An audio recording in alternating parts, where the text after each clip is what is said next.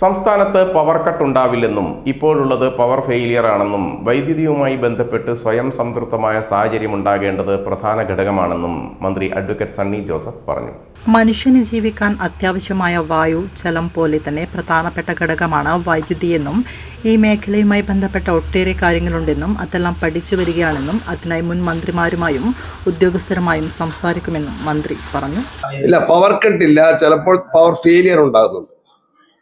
അതൊരു യാഥാർത്ഥ്യമാണ്. ഞാൻ ഇന്നലെ ഇങ്ങോട്ട് വരുന്നതിന് മുൻപായിട്ട് നിയമസഭ കഴിഞ്ഞിട്ട് വൈദ്യുതി വകുപ്പിലെ പ്രധാനപ്പെട്ട ഉദ്യോഗസ്ഥന്മാരുമായിട്ട് സംസാരിച്ചിരുന്നു. അവർ നേരത്തെ ഒരു പത്രക്കുറിപ്പ് കൊടുത്തിരുന്നു. നമ്മളുടെ ചില ലൈനുകളിൽ ഗുരുതരമായ പ്രയാസങ്ങൾ ഉണ്ടായിട്ടുണ്ട്, തടസ്സങ്ങൾ ഉണ്ടായിട്ടുണ്ട്. അതിൻ്റെ റിപ്പയർ വർക്ക് നടക്കുകയാണ്.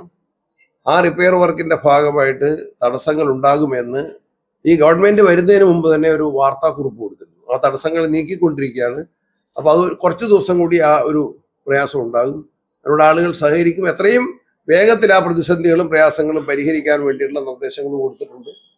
പവർ കട്ടല്ല, പവർ ഫെയിലിയർ ഉണ്ടാകും. അത് അങ്ങനെയല്ല, അത് മന്ത്രി തന്നെ സമ്മതിച്ചിട്ടുണ്ടല്ലോ. ഇപ്പോൾ ഉണ്ടായത് ഒരു ഫെയിലിയർ ആണ് എന്ന് പറഞ്ഞു.